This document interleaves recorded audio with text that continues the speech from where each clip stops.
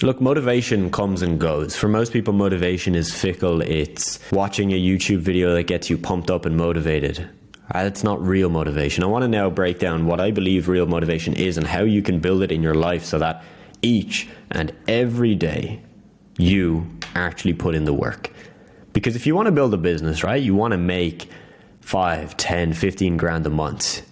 You've got to be relentless, you've got to just keep going. You're going to have points where you want to give up. You're going to have points where it feels like all the work you're doing is just not working out. And what separates the people that make this work from the people that don't is how long they're willing to go through it. I can't tell you the amount of people that have tried to start a marketing business, and if they had just stuck at it for an extra month or 2 months, they would have made it. Like, they would have gotten their first, second, third client, quit their job, spend more time on it, make 10K a month, and then do what they wanted. So it's really important that you understand how to build this real motivation. So stick with me. So this is how you build real motivation. Now, there are many types of motivation out there. Two of the main forms are intrinsic motivation and extrinsic, right? We're not going to spend too much time on this. Take a screenshot, have a look at it.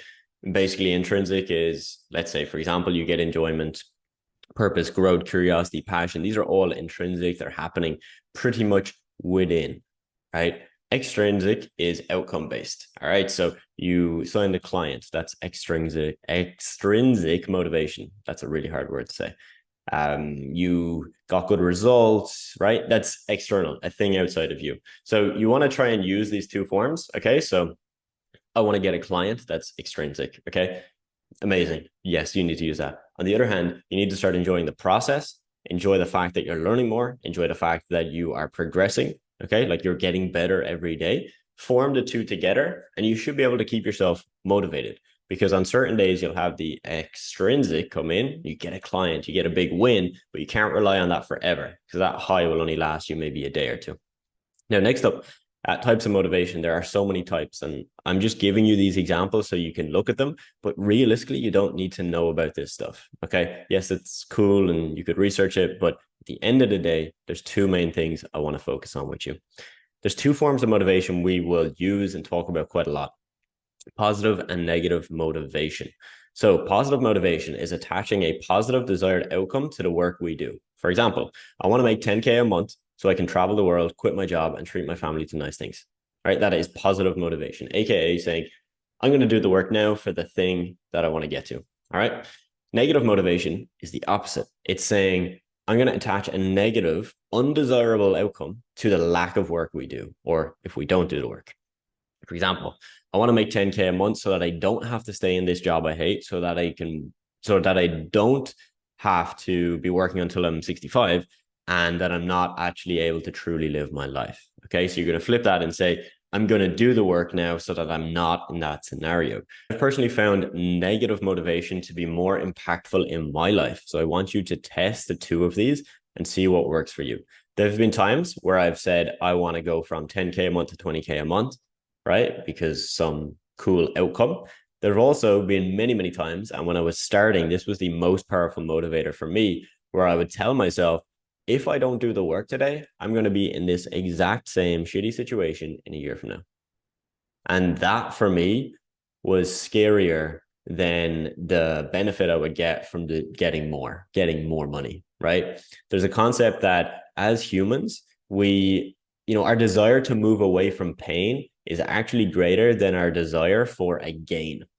So if, for example, if you give me $1, right, and then you take the $1 off me, I'm going to be way more annoyed than how happy I would be if I kept the $1. So going from 0 to 1, right, might bring me from here to here. Bringing me from 1, right, and taking my $1 away, it won't just bring me back down, it'll bring me way further down. Okay, so this is why negative motivation works really well. Have you ever heard of visualization? So this is how it works. I want you to close your eyes, take a deep breath. Now picture a positive scene. You on a yacht, driving a cool car in a place you really love, maybe just with your family, right? Picture that positive scene. Now enjoy it, visualize it, like really look at it. What can you smell? What temperature is it? What can you feel? Are your feet in the sand? Are you sitting on a seat? Like really feel it out in your mind. Just think about it. Think about it. Now, let that sit with yourself for a minute.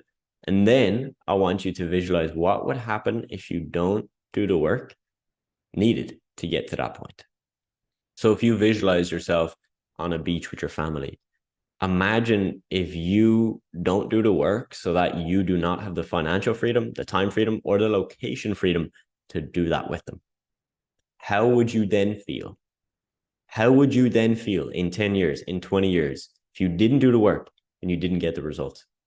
Now feel that. That will probably hit you deeper, right? You feel the disappointment. You might feel the regret. You might feel just this sense of pain.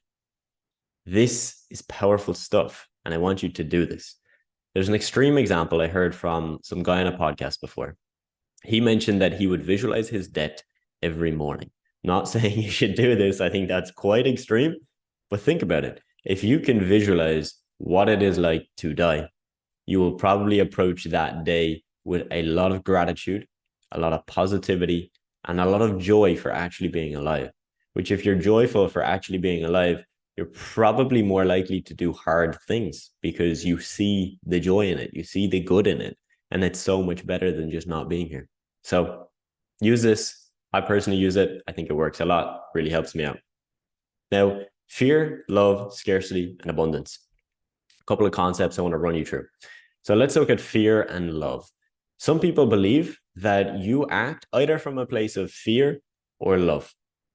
And there's this quote, I just Googled it, right? Because you can see people talk about this stuff all the time. Before you act, ask yourself, am I acting out of love or fear? So when you do your work each day, you're working out of fear or love. Now, here's where my opinion changes from a lot of the mainstream. I do think you can act out of fear and get amazing results. A lot of my work when I first started was out of fear.